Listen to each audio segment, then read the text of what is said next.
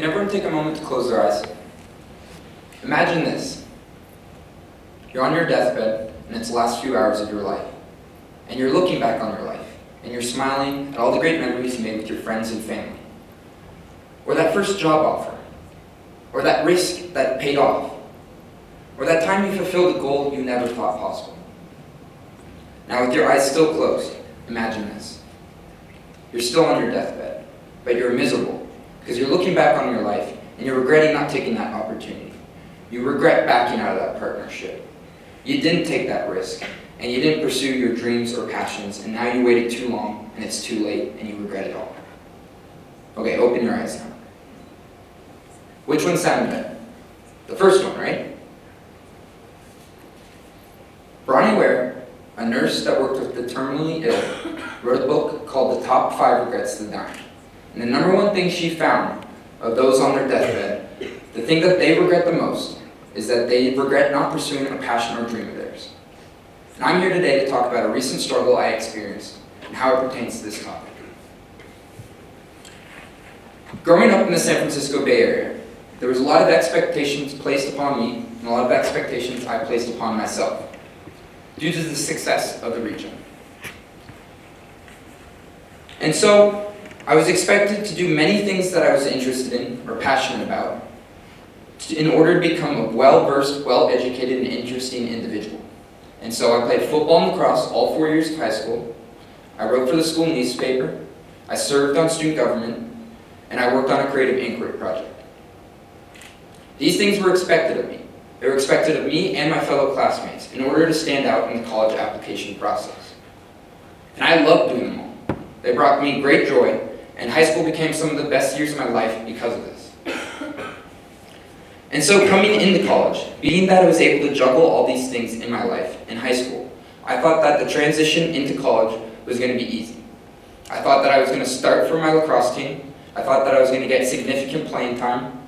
I thought that I was going to eventually become a captain, an All-American, while also thriving in the classroom, getting straight A's, being able to eventually switch into a cool interdisciplinary program that combined business and engineering, and just have the best 4 years of my life. Man, was I wrong. I quickly realized that this just wasn't reality. I realized I was never going to start for my team. I realized it was going to be very hard for me to get significant playing time due to the fact that all my other teammates were just as good, if not better than me.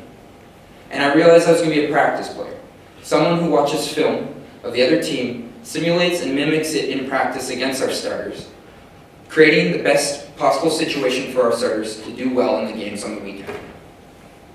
And this was a hard transition for me, being that I was one of the best defensemen in my region, and then now coming into college, and realizing that I was at the bottom of the totem pole and bottom of the depth chart. It was very mentally tolling on me.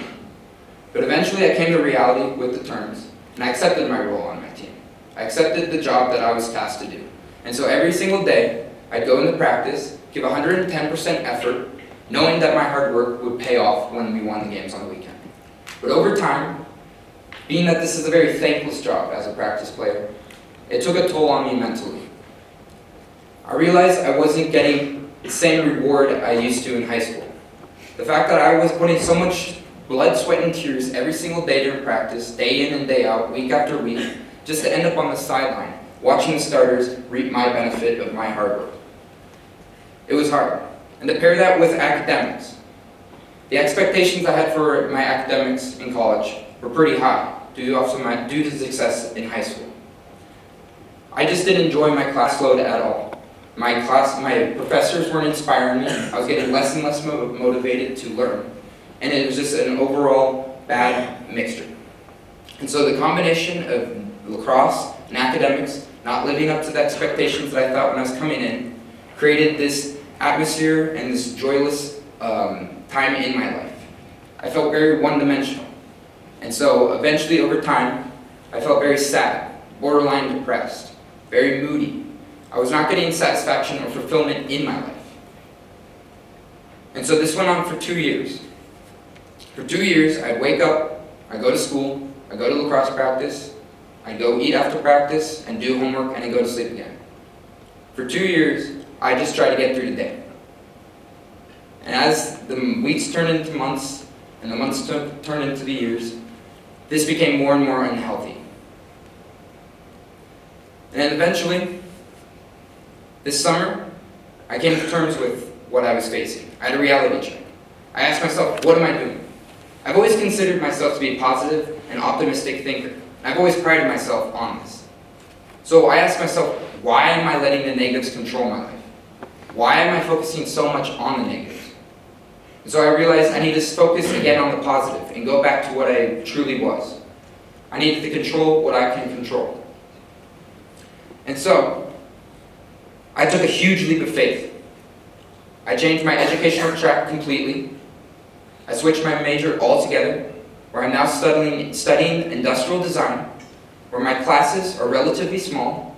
I get to know my classmates and professors on a really personal basis, and each of the classes are very, very awesome because they simulate this atmosphere that encourages creativity, and it encourages us to bounce each other's ideas off of each other. It's an extremely supportive environment, and it's allowing me to grow as an individual. I'm acquiring a ton of skills and knowledge from it, and I'm now currently loving my education once again. However, despite this problem solving of my education, there's still a huge void in my life. There's still something missing.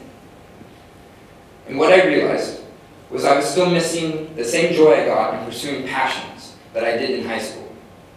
And so I realized that I needed to start following on my career aspirations and not waiting until I graduated from college.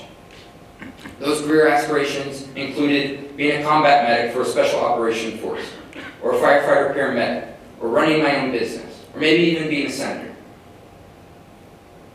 And I realized that I needed to pursue these right now and not wait anymore. But at the same time, there's this great fear within me. As a D1 athlete, your priorities are supposed to be school, your sport, and then social life. That is how you are supposed to be successful. Those three things, if you follow in that order, you will be successful. And so being that lacrosse has been and still is a huge part in my life. It's provided me so many opportunities. It's opened so many doors to friendships and relationships.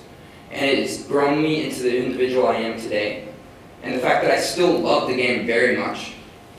I didn't want to approach my coaches with this idea that I want to pursue these other passions, knowing very well that I could be, in return, faced with an ultimatum of whether or not I want to stay with the team or leave and continue to pursue these passions. On top of that, I didn't want to let my coaches or my teammates down. But fortunately, working with friends and family and even a team psychologist, I was able to open up, discuss my inner thoughts and feelings, discuss my passions, and come up with a plan, a solution that I could then go to my coaches and provide to them with a compromise. And so I faced my fears and got the courage to talk to my coaches. And they realized that these things were very important to me in my life, and that they wanted to help me. They saw that it would bring me great joy and happiness in my life. And so I'm extremely thankful to them and my teammates for allowing me to pursue these passions. It allowed me to then get EMT certified this past summer, join Lehigh's EMS organization, where I now volunteer 1 to 2 12-hour shifts per week, helping the Lehigh community. I also joined the local volunteer fire department, where I'm currently training on calls. I also joined Lehigh's Senate, where I get to deal with issues directly impact me, as well as my fellow classmates.